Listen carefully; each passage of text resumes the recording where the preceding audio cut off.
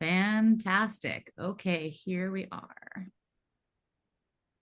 All right, so we are also live streaming, and this is Elæ Moss. Today is Friday, November 10th, and this is an exciting visit from my friend, colleague, and comrade, Chiwan Choi, to our archive and access publication, public aid, mutual aid as what is our class called? I don't even know. Publication, mutual aid is public action class for Bennington College. I currently am located in Lenape-Hochig, land of the Montse Lenape, and yeah, and she is coming to us today. Are you in LA or Pittsburgh? I'm in Pittsburgh. Pittsburgh. All It's right. hot as fuck today. I don't know why. Is it? That's not true in New York. I'm freezing and have a tiny heater like facing at my feet because I'm so cold. So anyway, so we've got Chi here, and he's going to share some stuff with us. I invited him, as I told you, because, well, I mean, he can give you his own introduction, because we've been in community with each other for many, many years. And he also is the person that has made a lot of both personal and collective decisions and sacrifices, even to sort of like really stand for radical, human-centered action and justice in his work. So I will let him introduce you, and then we can kind of introduce you to what he does, and we can go into conversation. I'm going to unpin myself for this. Thank you, and thank you for having me, and nice to meet all of you. My name is Chiwan Choi, but friends just call me Chi. Like I was saying, I'm in Pittsburgh right now, but I still call Los Angeles my home. That's where I grew up, and not just age-wise, but just like learned a lot about who I am and what I wanted to be and all those things. And as an immigrant, it's always fascinating to where your brain goes when you think of home. And at this point in my life, when I think of home, it always goes to LA. And I'm a poet. I'm also a publisher and an editor. Our publishing project is called Writ Large Projects.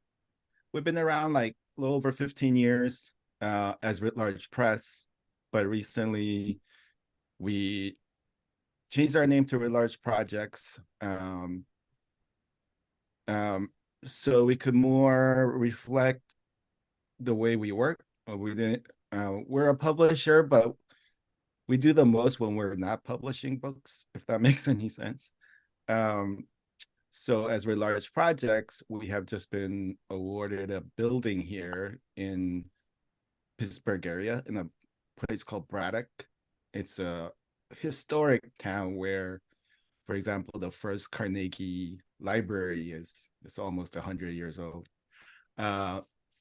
It's this old thriving steel town that got decimated, obviously, when the steel industry just shit the bed.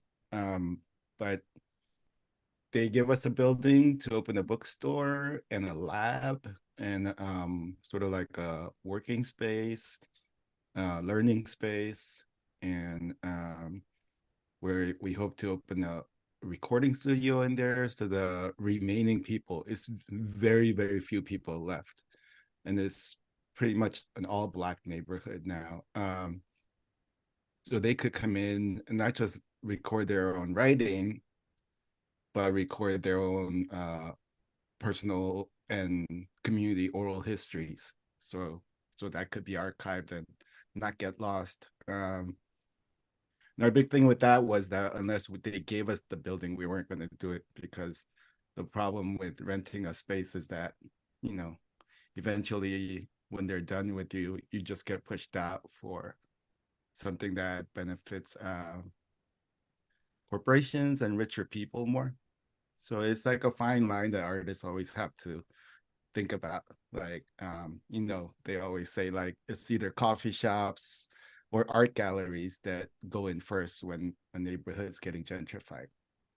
Um, and more recently, like uh, uh, craft breweries go in to gentrify neighborhoods.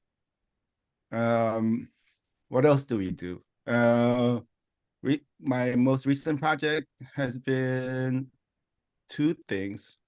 One is I worked with a group of teens last summer in California. 11 teenagers from all over California, teaching them a month-long intensive poetry workshop. Like, we all stayed in dorms and everything. And then once that ended, I really wanted to show them not just stuff about writing, but like how to move in the world together, and sort of almost like self-sufficient. By that I mean, um, they I taught them about various artist collectives that have existed. So when as the class was ending, these 11 um, teens decided to form a poetry collective. I put it in the link. I put it in the Yeah, chat, the 309 Collective. yeah. So they could support each other's writing through high school, through college, and all the way towards like their first books. I think that Um, this is something that, like, if you don't mind me sort of like prompting you, like, this is something that we've definitely been talking yeah, about a lot in this class. I can kind of come back in here to conversation so you're not like you're alone on the screen. Look, we're in a room together. I think that's something that we've definitely been talking a lot in this class about is sort of, and you and I have talked about this a lot over the years. It's sort of mm-hmm. the difference between kind of thinking, or maybe thinking that as an artist or a writer or a poet or whatever, that you're kind of gonna like make books and that's what you're gonna do. And like it's someone else's job to kind of like know the skills of the sort of either like the making of the books or the archiving or Yeah, the organizing or the building a collective, right? And I think like something that you and I both share, and everybody at Writ Large shares, and you can talk about who your collaborators are if you want, yeah, but is sort of, and a lot of the people that we've brought into community sort of share is a belief, and also an awareness of the kind of lineage, as you were saying, like what you really sort of exposed the 309 Collective kids to, which is sort of what it means to recognize that your job as a meaning maker, as an artist, as a writer, is to not only make the content, but make the organization, make the structure for it to be made, for it to be archived, right? Will you talk about your thoughts on that a little bit? yeah, definitely. So big thing uh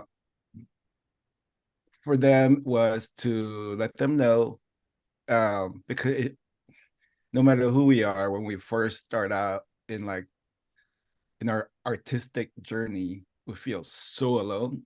Um, and which both in a strange way leads to isolation and desperation to just work with anybody, because you're constantly just want, even if it's some random person, you want some assurance that you're doing okay, which leads to really problematic relationships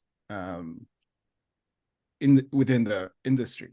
So for them, it was always, um, I was like, you're super young, like all this internet stuff is native to you. It's just a tool. It's almost like think of it almost as like another language that that someone like your parents might not know. It's almost like you're bilingual just because you understand how to communicate in this other world. So it's like you don't need permission. One thing that's opened up is you don't need permission to publish your work, share your work, publish other people, all those things. So they've really taken that to heart. So most recently, they created an open mic series just for teens. Um, And they've done two now, and it's like it's amazing how it's created this safe space for just random kids to show up and just present their poems, their songs they've written. um when I was there for the first one in LA, and when like 15-year-old showed up and was like, I wrote this personal essay about um body positivity, and she read this thing. It's really beautiful and open like essay about how her her body image journey. And it was like, wow. It's not just you know a song or a poetry, but really like thoughtful like breakdown of their life and things. um and then another interesting happened yesterday, which is somebody on Instagram who they don't know reached out to them going, hey, I've been following all your posts and your poems. Is there a way I could join you guys? Because I'm a poet. So we had a conversation about how they should reply and what they wanted to say. And it's like, and they ended up sending a note back saying, hey, this collective is closed, but it doesn't mean that we won't support you. So please share your work with us, and we will, we'll find ways to constantly work with you and support you and just be a good community member and all that stuff. And so they're considering maybe this is the person that will be the first sort of outside person they will publish on their website. So now the website becomes like this online journal. It becomes this publication. Exactly. I mean, I think a lot, and I think you and I have probably used this word before. I sort of like the idea of like that a lot of what we're doing as kind of artists and makers and people trying to like think about these different ways to be in community and to sort of work against the scarcity model is to sort of like continuously make hypothesis. So it's like you think, you're like, I have an idea, but you find out whether or not the idea is functional while you're doing it. Like you don't have the solution before, you kind of learn as you go. Yeah. Yes, and I think this would be helpful maybe for the students too. And students, please, like if you have any questions, like feel free to raise your hand or like put something in the chat. We definitely want you to be engaged in this conversation. But something that I think that happened with both of us is in sort of like trying to think about these problems in community, and make sort of organizations and platforms and like infrastructures for people to use. It changed our practice radically, right? Will you talk a little bit about like what your journey has been like with that? Because I think it's been really remarkable. Yeah. And it's funny, I could also talk to them about mistakes I mean, I me made. too.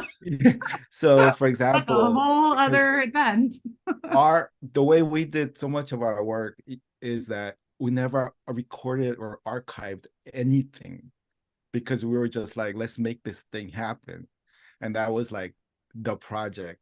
And we were just like so overwhelmed with things that we didn't archive it. So for example, now we're sitting down working on having them write down all the steps they went through to start this open mic, their challenges, sort of like finding venues, promotion, the ethics, the guidelines they created for the event, all those things, to write it down and make it available to all the other teams. So if they wanted to do an open mic somewhere for their community, they could follow those steps and do it. I was like, that's very this is OS of crucial. you.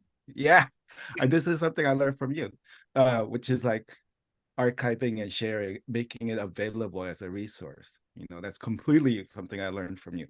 Well, I mean, that's like, and that's the whole thing from like being inspired by open source software, right? Like seeing in these other spaces that we're operating in this utterly non-competitive way, which really comes from how natural systems work, right? It's sort of like, I'm going to make a thing, you're going to iterate on the thing.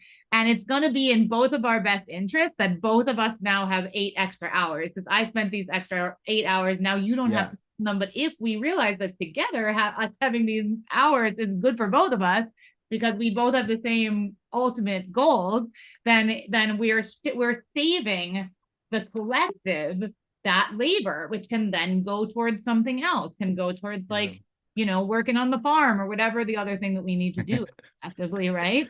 Yeah.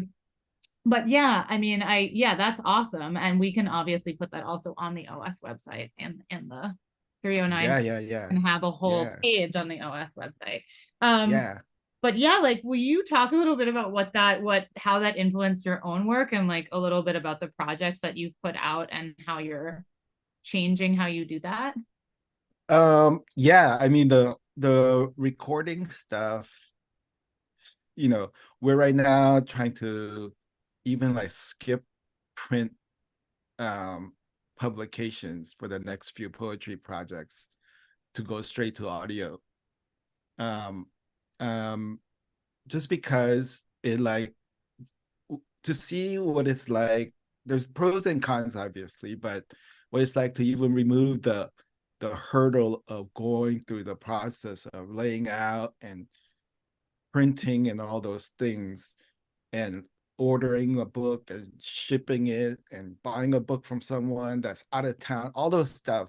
If we could remove that stuff and go straight to audio, would it be make it so your voice reaches even more people, or would it, kind of Well, lose something in the and process? right, the whole Yeah. idea that the book is a technology that was developed out of a need to record something that started as an oral tradition, but Yeah.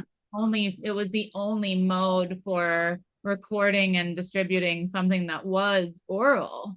It was the Yeah. only technology available, so it wasn't necessarily a preference, Yeah. it was just Yeah. the So only it's thing, come right? in circle now. It's like, Now oh, it's now we coming have, full. yeah. Also, Yeah. Yeah. just like we're doing right now, and thank you to whatever student turns on the captains, because I hadn't turned them on the video, but they're on now. But the transcription software has gotten better and better. And when we're talking about working Hmm. in community, yes, if you have money, always pay someone to do all of these things. But if you are like a totally precarious person or organization, like, you don't have to physically type it, right? Like, you can just talk Yeah. and you can transcribe, which is the way that a million books got written, right? Some person ran around expostulating, and another person wrote, like, following them.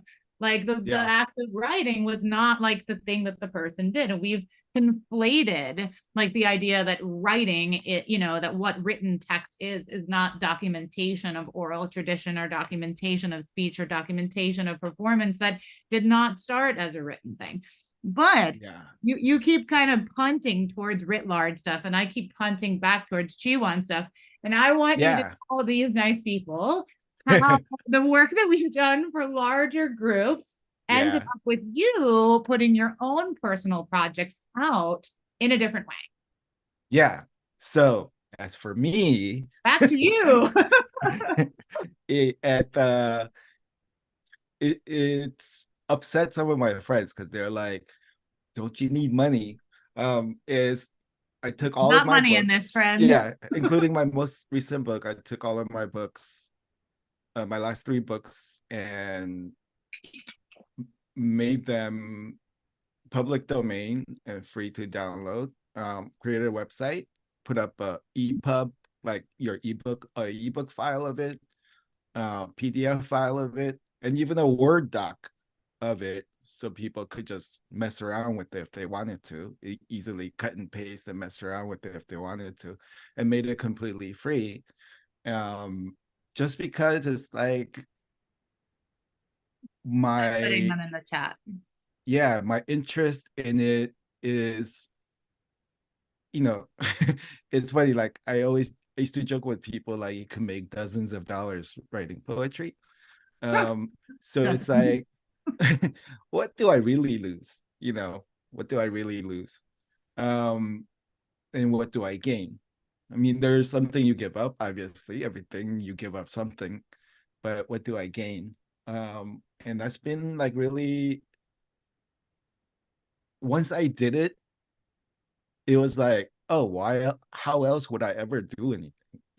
It was like a strange feeling. And if I want, I could choose any time to make a special edition physical version of it that I could sell. I mean, Yeah, I think that's the thing, right? And it's something we've been thinking a lot in this class about sort of like when and why you want a physical object, both for yourself or for another person, and why to strategize doing yeah, one versus the other. I mean, you and I both love craft, right? So like yeah, we both love craft and have all, we fetishize all sorts of objects, right?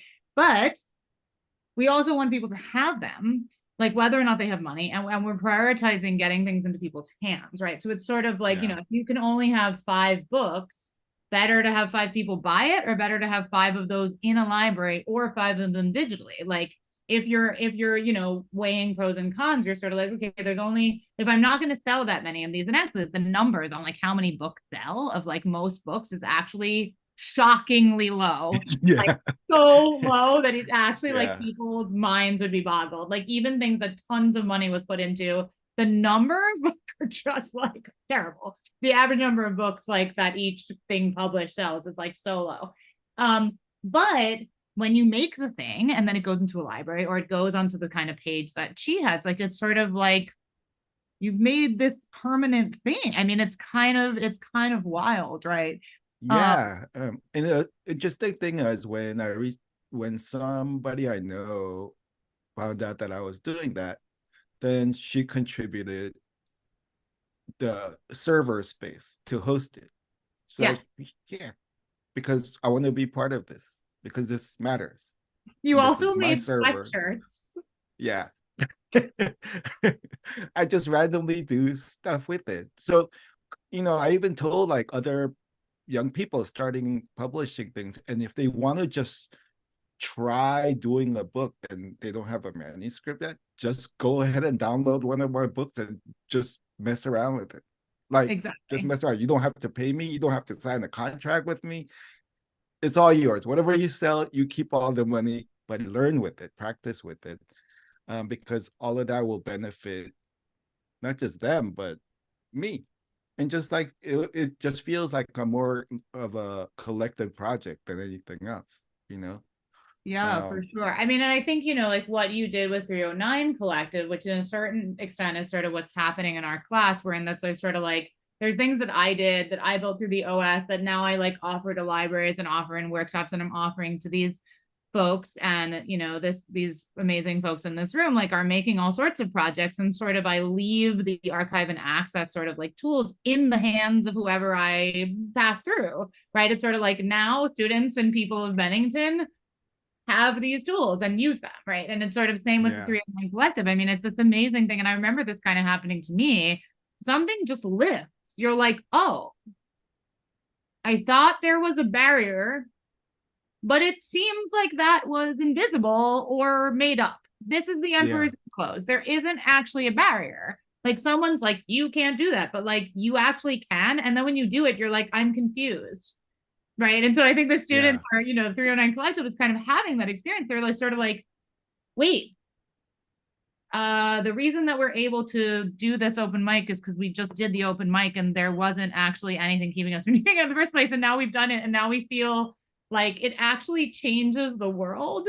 Like yeah, I'm actually like speaking about this on Sunday, but like I feel like to a certain extent, like the history of the avant-garde, which also is sort of complicated, but like there usually aren't that many people doing a new thing. Like it's never been like, mm-hmm, hey, we're gonna celebrate this. It's new. It's threatening in some way, right? Like it's never been like, oh, everybody jump on the avant-garde, like everybody do this threatening thing. That doesn't happen. But to a certain extent, people willing to do that, we kind of introduce a future before most people start living in that future, right? So it's yeah, sort of like folks who we're kind of like, hey, guess what? There's more genders than you thought. We're already living here. You may yeah, not be living here yet, but I'm living here in a world yeah, where I don't have to wait for anybody to tell me that I can publish, and I can have whatever fucking gender that I want, right? And so yeah, it's just kind of like the future, like it overlaps. And so I feel like yeah, you and I have been like living in that place for like a while, like about a yeah, decade. And it's sort of like, but as people feel like they have permission, it can be really freeing. Yeah. yeah, So how completely. does it feel, right? Like, doesn't it feel like such a relief actually now that those Oh books are, it's yeah, powerful, right? yeah, yeah, yeah, yeah. Like it gives me so much freedom to write. with it. Like just as a writer, not anything else, it gives me this freedom to write because I'm not concerned about who will publish this book. So I just write.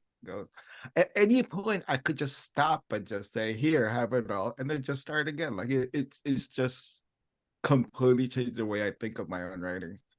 Like when Yeah. someone says, "This is the deadline," I go, "Okay," and then I just like either hit it or don't, and it doesn't really matter to me. And it's just this freedom to um have writing be what I want it to be for me, you I know. think there's an interesting thing that lives here, and I kind of between the physical on the ground geographic and Mm-hmm. the local and the sort of digital space, and like Yeah, how working between those spaces is actually really important, right? Because on the one hand, like you're able to do something local in Pittsburgh because of the nature of Pittsburgh. That would yeah. be different from what you're able to do on the ground in Of LA. course, of And course. then, I think one of the things we've talked about a lot in this group too, because like me, I think our ideas are that our lives were going to be primarily not on the computer because we don't think of ourselves as like computer people. And yet, right, so much of what I have ended up doing, and I think you as well, it's it is facilitated by digital tools because it's made that freedom Mm-hmm. possible, right? And so I think it could be an interesting thing for the students to hear someone other than me sort of talking about sort of like how you have negotiated the sort of interplay of digital and physical spaces and how Yeah, of like, especially as people are kind of leaving school and moving out into the world or sort of negotiating like what kind of choices they make. How has the fact that you kind of move back and forth between different geographies and then sometimes really work in a primarily online way, mm-hmm. and both you and I have also worked in collectives where people lived in totally different places, right? So we've had to negotiate that space before too. So you can talk maybe a little bit about balancing those things. Yeah. I mean, for so much of my life is built around poetry one way or another. Like the people I know, the work I do, the money I earn, all of those things sort of revolve around that. And for the longest time, it was just people I would meet at events and things like that, whether it's conferences or readings and things. But within the last, I don't know, 5 years or so, it's become so much of the people I interact with and work with are people I only know in this virtual space, in this digital space. And the thing is, it's at a point right now where I don't even differentiate those two No. things, you know? Mm-mm. Um, and so you go, well, some people are like, well, it's not a real thing. But especially the older people. Like that's not a real thing. But um like I edit for an online arts and culture website, and I just sometimes um just scroll through social medias and online, just looking to see if anybody is posting like cool writing that I like or a photo I like, which is how I found all these bunch of awesome young Nigerian poets. Oh They yes, were tell like, them about the yeah, Yellow House. because I would just message them and go, hey, can I publish this poem on this website? Me Right? too. Mhm. Yeah. And so it became a thing where um early in the pandemic, through that kind of relationship, one of the young poets was like, hey, my dad passed away. He has all these books. Is there a way I could sell these used books? I was like, you could, but for you to ship those books to the US would be ridiculous. Uh, so how about you don't do that?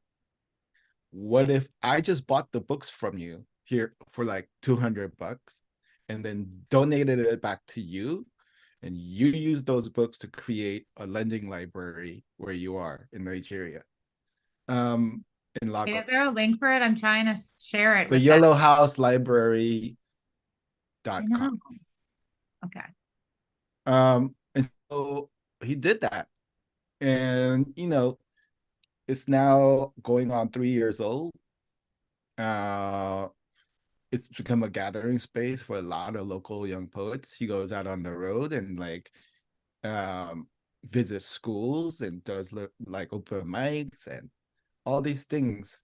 I mean, it's a struggle because it's just so unstable there, like with currency and all those things. And there's always some floods, like the physical space got damaged because of a flood. So we're trying to build a new one. Um, all those things, but it's all people I've never physically met, and it doesn't matter. It Yeah. doesn't matter. I think that opening up to that is such sort of a wild thing once it happens to you. I mean, I feel like I think about like 15 years ago, like I've always been part of these like, far reaching global like groups because futurists and whatever, people who are already thinking about this. And I've collaborated on like music projects with people that I've never met, poetry projects, art projects, like all sorts of stuff. And part of it is also that like people will respond to the sort of openness you have, right? Like on the internet, like what kind of person are you being? Are you just like showing them your life and it's closed and you're just kind of like on display? Or are you acting in sort of the commons and inviting everybody into the comments, right? Like people write to me all the time and are sort of like, can you help me with this? Or, I mean, to a certain extent, that gets to be a lot, but can you help me with this? Yeah. But the sort of like, oh, thank you so much for sharing this thing, I have this project, or like it really reminds someone I met like a couple of years ago because of stuff I posted online, shared something with me today. She's like, this reminds me so much of the thing that you shared. And I was thinking of you and I think you might be interested in doing it. It's like something in New Zealand, I mean, it's just kind of like people Yeah. opening up to you and the world changes. Again, it's that kind of Yeah. that future. It shifts your understanding of like how porous and flexible things in fact are, right? It's Yeah. sort of Yeah. Yeah. like Yeah.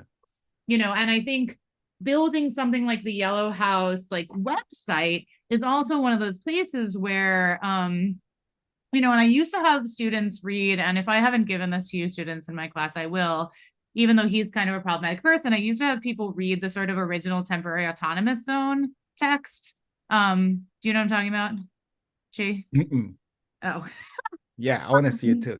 Yeah, okay. So temporary autonomous zone, which is something that we've heard probably because now it is actually used in sort of the building of spaces, in various kind of there was like a temporary autonomous zone in Seattle, like during the riots. I mean, not during the riots, like during like Black Lives Matter protests, right? So this was written by Hakim Bey.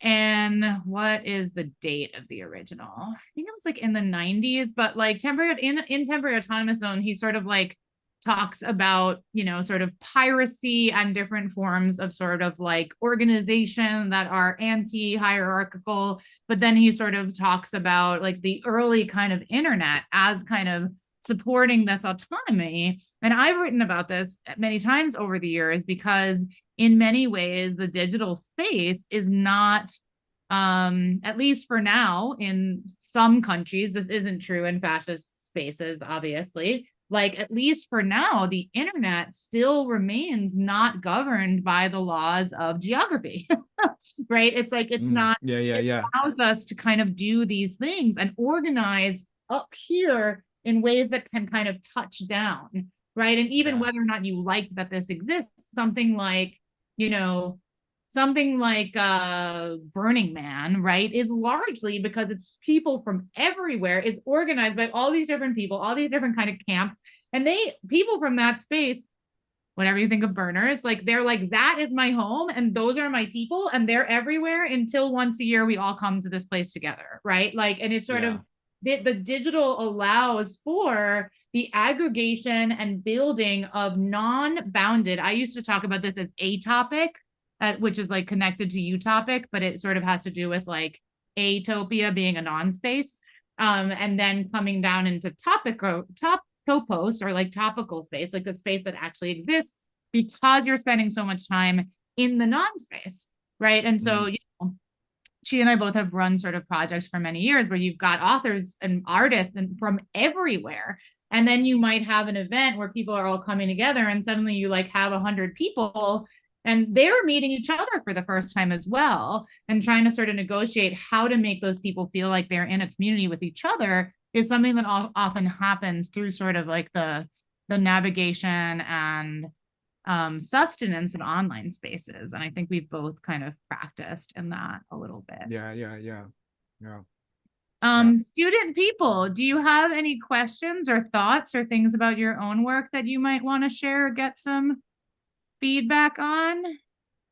I can also have you tell Chi kind of what you've been working on, though I have a little bit told. Any thoughts or questions? Throw anything and everything at me. Can also be just a random question. Yeah. What is your favorite food? I just had some Taiwanese food. It was delicious. The best food in Pittsburgh. I mean, I don't know if that's saying much, but yeah, like, whatever. Yeah. You've also done a lot of like event organizing, right? Yeah. Like some substantial festivals. Yeah. Of incredible scale, you know of what I'm talking about. Will you talk about sort of a little bit and how like organizing things in meat space has kind of like countered on alongside the making of physical objects for you? Yeah. So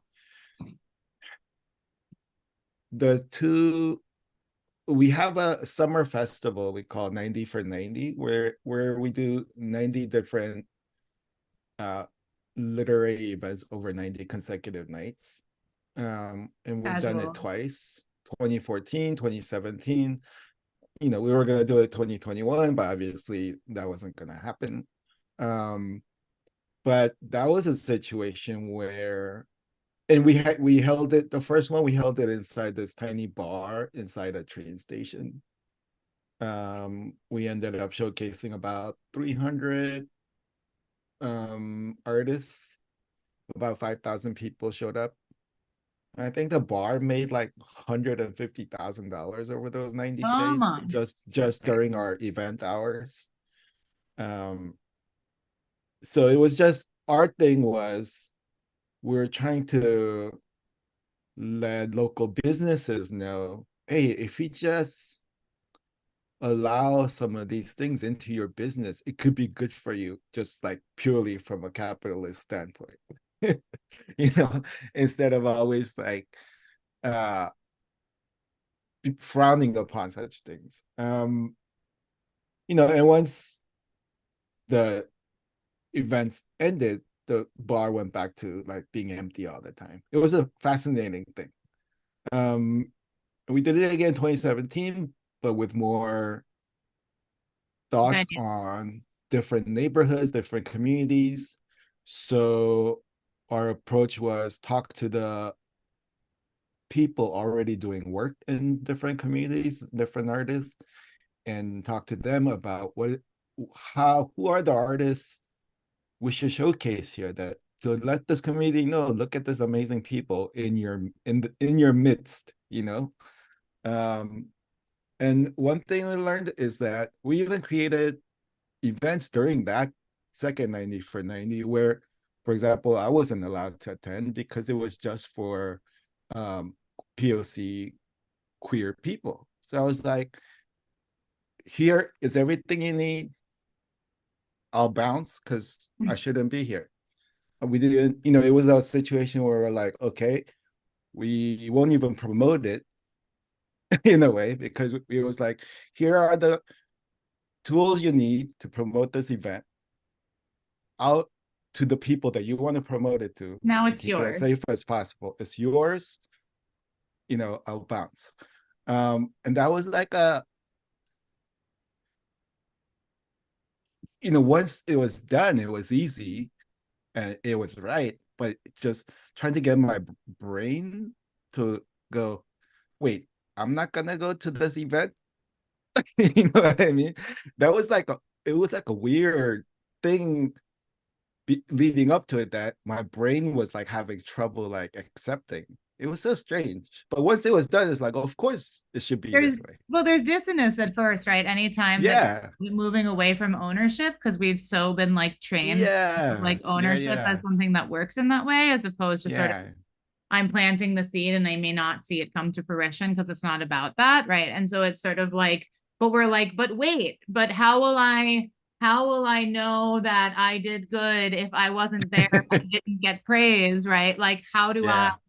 how do I close that circuit? But it's kind of you realize it's a different circuit, like it's Yeah. an Yeah. entirely new thing. Yeah. And there was one night where we were ready for the event. The event sort of was about to start. There was about 30 people in the audience. The readers were there, and there was something going on at a gallery like 2 blocks down, where the neighborhood wanted to have this protest against this gallery.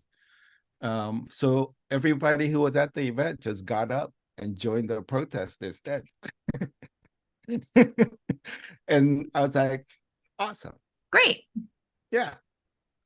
It's like, I mean, having a certain amount of openness to things being emergent, right? I think is like so important in these things because, like, Yeah. again, it's sort of like the idea of hypothesis as opposed to plan. You're like, Yeah. if you have a plan, then you feel disappointed if it doesn't go the way that you plan. But if you have a hypothesis and you realize that you can only really ever hypothesize like how something is going to go, then you're not kind of as attached to the outcome. You're attached to being taught something by the thing that you did. And it might not be the data that Yeah. you thought you were getting, but you are going to get data. Yeah. Yeah. Like Yeah. she said Yeah. earlier, failure could be an entire other like things that we tried to do that we thought were going to work that did not turn out well in variety of Yeah. ways, right? And Yeah. it's like, am I unhappy that I did those things? I mean, there's levels of trauma, but it's sort of like, I mean, I Yeah. learned a lot and I think, you'd say the same, right? Like we wouldn't be doing what we're doing now unless we kind of made some missteps, right? Yeah, totally. With the 309's open mic series, the first one was such this huge success. They were like so up, oh man, can't wait for the next month. And I had to have a meeting with them like a week before, going, listen, whenever you create a new series, that second one is the dip, where like you'll show up all excited and 2 people will show up. And you just have to embrace that. Yeah. If you don't, it will break you, because you'll just say, why am I putting all this effort into this thing? And it will trickle down to all kinds of different facets of your life, like in the negative way. So we talked and all that thing, and sure enough, it was a bit of a dip, but it was they experienced as a wow, it was like totally different than the first one, but just as beautiful and fun. So it was like, okay, good. I think you're on your way now, Totally. like, yeah, you just have to let the thing be what it's gonna be. You give it the structure, you give it the guys, you give it the ethics, and then sort of like let it become what it needs to become. I mean, and I think also like historically too, I always feel like it's so important to remember like as you're doing something, like very few people might know about it, right? But like if you look Yeah. back at like different, radical movements in art or poetry or, any other sort of politics, even things that started small, historically when people are going back and writing archivally about a time, like something that at the time actually barely blipped because no one Mm-hmm. wanted to go, because no one wanted to support it, like then becomes in the history, like, oh, there was this event in LA that like Yeah. Chiwan Choi and these other people did. It was called this 90 by 90 festival. And like it was small and underground. And it totally was like a groundswell that led towards like writ large projects doing this thing and then helped them do this. And like then you can trace it in like a lineage that becomes this other thing, or you can find someone who like was in 309 Collective and it totally changed the trajectory like of their life and it becomes this really important thing, right? And so I feel like sometimes it's so important to remember how things get rewritten after the significance Mm-hmm. of them gets shown, but it often has a lag. right? Like Yeah, that yeah. lag is important to remember. Like it's not like necessarily happening right now. It's sort of, it really only takes like one person, five people, like, and again, the archive, right? That's so much of Yeah. the archive. Like even if very few people were there, like even right now, like, you know, our class is a little bigger. I know there are a bunch of people who were like really sad to miss today, who like specifically were like, please record, but they can record it and we can include it like in the library guide, like for this class, and it can be seen and someone can watch it and get excited and reach out to us and be like, I want to do a 309 collective that's actually in a different area code, you know, like I want to Yeah, do totally. a Yeah. I collective, mean right? that, and that's a crucial part of their mission. It's yeah, it's like, look, you want to leave, no matter what you're doing, what work you're doing, you want to be able to say, this work I want to leave behind so others could not only replicate it, but just use it as a starting point to do the great things they're gonna do, you know. But And to watch like 15 to 18-year-olds like grasping this with each other is fascinating. It's beautiful, but it's also like my brain is like, this is really fascinating how they're learning from each other as they go, you know. totally. I think, oh, I was just gonna say something and it and it was it I just my brain totally left off the track. It like left the track and I had something so specific to say and it is totally gone. And now I wonder what it was. Oh, I know what it was. Since we are sort of like in though adjacent to my class and I, Mhm. or maybe I, you know, I'm a fugitive practice kind of person in academia. Give us a 5 minute thought. What are your thoughts on the role of the academy in all of this? Oh my God. I You're mean, welcome. it'll be within the context of economics, like my brain will go this way. But as you brought up earlier about like doing this bookstore in Pittsburgh is totally different than trying to do it in LA, because there's Because you can. LA, yeah, LA's literary scene world used to be so different just even 10 years ago. But once the real estate price hit a certain point, rental price at a certain point, it just instantly decimated. Where now it became, the model was, oh, only way I could survive this landscape is if I go do an MFA. So it now became the NFA system, just like everywhere else, you know. And then it's like, oh, um, now everything's getting sort of like siloed, and it's like a climbing a tower, and all those things become so. You have USC, who just like bought every instructor there is. You know, they bought Maggie Nelson, Viet Nguyen, just all these people have like gathered. You have UC Riverside, you know. So it's like, it's really sad to see, but and so the writers treat their work differently also. It's like, I have to get published in these important things. I have to do these things. I have to get involved with this specific group, no matter what. Um, and it becomes like, I'm willing to sort of ignore the fact these people are not aligned with me ethically because I need to The money. belong. Yeah, I need the money. You know, funny thing, a friend, a poet, just texted me the other night going, hey, what are your plans about Poetry Foundation? I was like, the what? It's like, what are your plans about boycotting Poetry Foundation, things like that, for their stance or non-stance about the Israel Hamas thing? I was like, what plans? Like, you know, if you just stuck to your boycott from 4 years ago, then you wouldn't have to try to find a way to boycott every year. You're like, But we're they have, already so yeah, far they outside of hold, these but they hold institutions. out We have so much. absolutely nothing to do with them already. Like, Yeah, yeah, they hold out so much money though, that all the poets, like, want a piece of that. So it's like they're willing to so willing to look away from it. And it And becomes that's a part of, I mean, yeah, I think you bring up a really good point there, right? So it's sort of like when you do start building these other systems, and the systems are about sort of like alternative methodologies and also alternative, support infrastructures as well, you do become less beholden to sort of like these, what might seem like the only obvious place to like get support. And you're sort of like, actually, I have no allegiance there because I yeah, don't feel the scarcity of needing to try to get it from there. And so I'm not stuck in that rut with all these other people who are like looking in that one direction. If you blow open sort of the entire landscape of how it happens and what you need, right? yeah, You're like totally not experiencing that scarcity.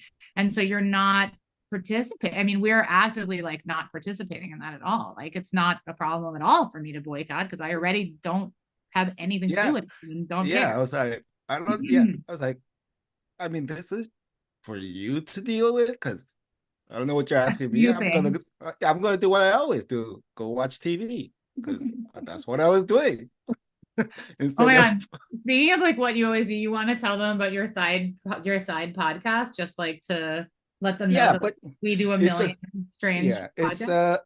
I have I'm constantly trying to do things. I think it's born out of the solitary and lonely nature of writing that I often long for just having fun with other writers or just being in community with people. So a couple of things we're doing now is, and this is totally a thing that only possible because of digital tools, is I have a podcast called Are You There, Ghost? It's me, Chiwan, where I just interview other writers from around the world about their ghost or paranormal or supernatural or UFO experiences. We don't talk about writing much. Sometimes we do because it impacts their work, but we just like sit there going, oh shit, that happened. Oh God. I mean, and it's just fun. Um, but I've got to talk to a lot of amazing people. I recently interviewed this amazing horror um Chinese New Zealander horror writer, and she's such a badass. And we had to figure, I couldn't do the math of the time zones, so we had to figure out some like a time to talk. But it was so freaking fascinating hearing, you know, because horror, for example, and mythology is so embedded in different cultures, that it's always some reflection of the culture they come from. And it's been such a cool thing to do. Um, I feel like something that you're bringing up in a way, which I feel like is so important, is like it's so easy once you're kind of in school and thinking about like how do I do this, and you're convinced that you like have to follow certain practices and you have to sort of fight for things and compete, which keeps you silent, which keeps you right. Like yeah, when you learn that, you stop playing. You're not yeah, playing, and it's not yeah, fun. And you're like, not fun. I'm not enjoying myself anymore. But like I think what she is sort of demonstrating and what a lot of the projects that you do, like this podcast project, it's playful. It's Yeah, delightful. It's fun. yeah, It's like, you're actually, you're opening up a platform. And by doing that, other people also it's infectious. People are like, oh, I can do this and it's fun. And I'm going to come and be on this platform with you. And we're going to have this conversation and it's going to be delightful. And it's totally delightful to listen to. And seeing other artists who are still like engaging in like play and conversation and just sort of the joy of like being with each other and learning from each other. And you're not kind of like, why am I doing this podcast? Is it going to benefit my platform so I can get my book published by the big three? I mean, it's just kind of, you're not like performing, you're just being creative. yeah, yeah. And this newest thing is, it was I have a lot of stupid ideas, and then I try to turn them into really stupid reality. But Fantastic. yeah, so that's how the Ghost podcast happened. The next idea was like, oh my God, when like anyways, I'm a huge Swiftie. So I was like, oh man, on Facebook, I was like, I should edit an anthology called Mirror Ball about it's just gonna be all Taylor Swift inspired writing. This was a couple of years ago. I just randomly say stuff on Facebook. And now it's happening. It's happening. I just signed a contract for it. No. And the way I did it was I ran into these publishers who once published a poem of mine, and they were cool to work with. And so I was like, I emailed them and said, hey, you guys liked working with me, right? And they were like, yeah. I was like, I got something for you that you should publish. This Taylor Swift inspired anthology. They had a whole meeting, said we want to do it, sent me a contract, a whole bit. But for me, the second important part of it was there's this amazing young person. I mean, they're a writer, a photographer, they're just like a book influencer and all this stuff. I wanted them to get their first shot. Is it the Taylor Swift is books person? No. Oh. No. That also exists. Yeah. And I was like, hey, Michelle, like, I want you to be my co-editor, like total co-editor, not my, assistant editor. Yeah. So they sent Michelle a separate contract, totally equal contract as me. And for me, that was like, oh my God, I'm so excited that their name's going to get out there because I just think they're amazing. And I hope this leads to more things.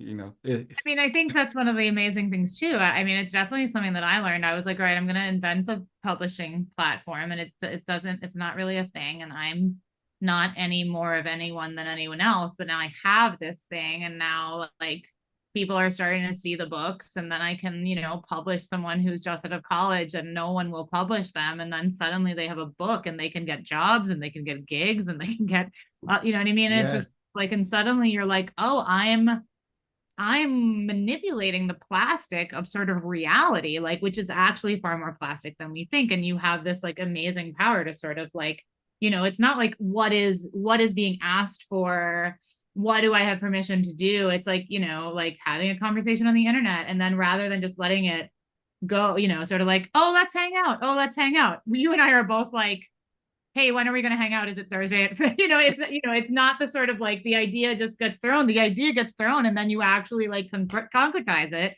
and write to someone and offer it out.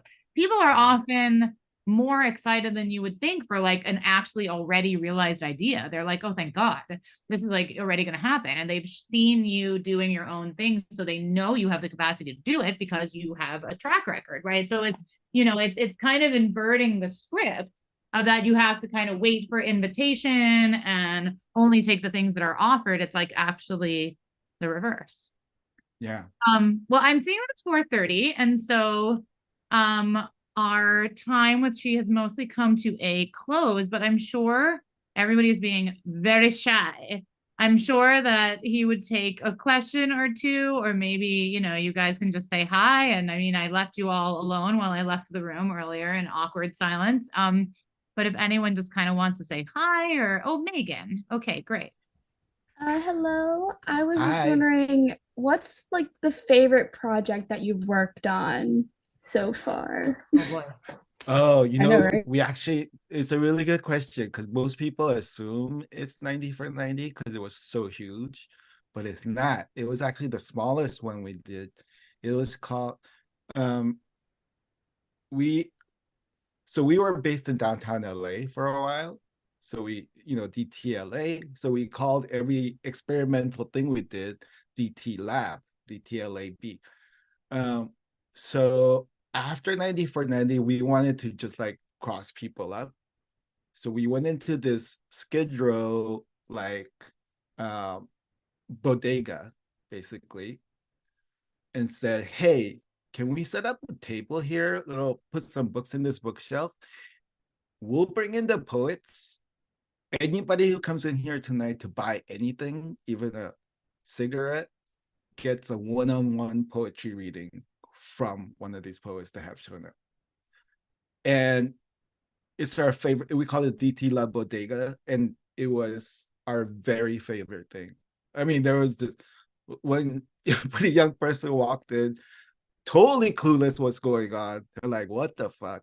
They bought something and they sat down, and poet F. Douglas Brown like read something to him, and it clicked something, and then when he started telling the story back, and they were just in communication for a while, and it was just it's our very favorite thing.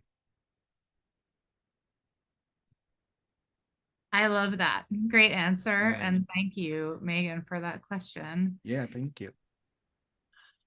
Anybody else have anything for Chi? Any comments, any thoughts, any shares about your own sort of work or ideas, experiences? Hannah? I'm interested to hear your education background. I don't know if I misheard it, if you mentioned it before, but I would love to hear like if you went to college or like if you had a specific major out of that and how you. Yeah, that's an important question. I left Korea when I was 5, so I had no schooling there. And then I went to elementary school through 4th grade in Paraguay in South America because my family moved there. And then we moved to the US where I started 5th grade. I went through high school. I was always like top student grades wise, but I would like literally walk into classrooms and teachers would go, Mr. Choi, are you taking the test today? I'd go, no, sir, I don't want to. And then so I barely passed. I would constantly go into the counselor's office and go, how many classes can I fail and still graduate? It would just drive them nuts. Went to college, UC Irvine, had a 2.0 GPA, took 10 years off from school. I lost the bet, so I had to apply to NYU grad school, and then for some fucking reason I got in with no scholarship. So I went to NYU Tisch School, dramatic writing. They wouldn't give me financial aid because I had forfeited my student loans from undergrad. So they're like, no, we're not going to give you any more money. I had no money. I was at school. My friends in LA were gambling in football and sending me their winnings so I could stay in New York and pay for school. It was a whole scenario. It was a whole scenario. That's my education. So I have my MFA from NYU, but it was a very interesting journey through it. But this past summer when I was working with the young people, there were one young student who ended up winning like this huge scholarship through the program. She was like, I'm about to fail out of school because she just doesn't want to do school, but she's an incredible writer. She's like 16. She's like, what should I do about high school? Should I just drop out? I was like, you know what? You shouldn't drop out just because you don't want to be forced into making choices you don't want to make.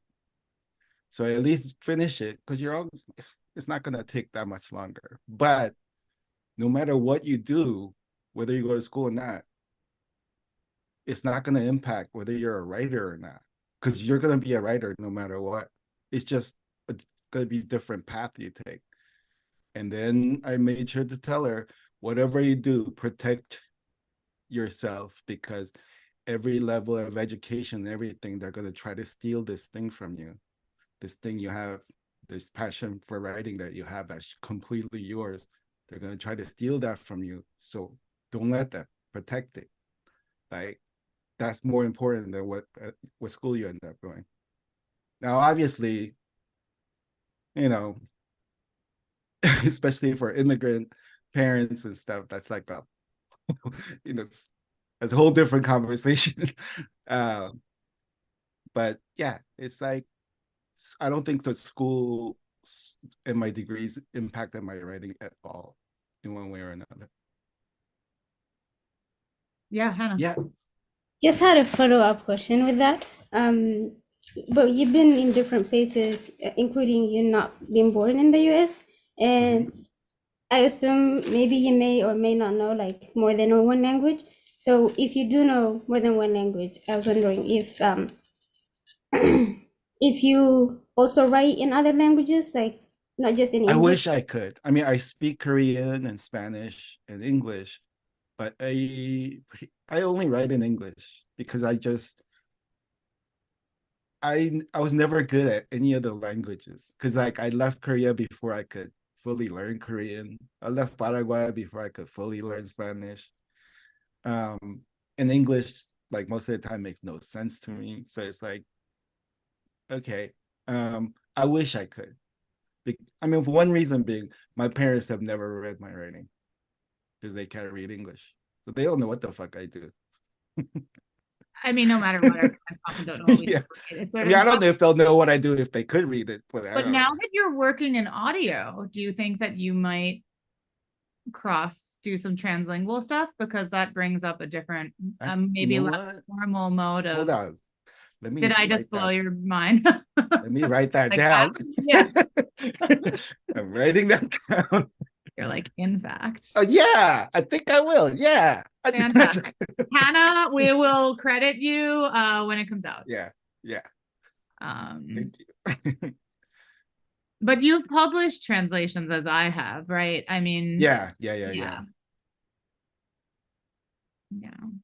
Those are great questions, Hannah. I mean, I think that she and I are both kind of funny people in this way because, like, even though like I work in academia and she has done a lot of like teaching and various, I mean, I think both of us are sort of like, we went through school. It wasn't necessarily what gave us the tools we ended up using the most. In fact, I think a lot of the tools we ended up using the most were ones that we taught ourselves sort of outside of that system and Yeah. kind of against that system and despite that system, maybe even.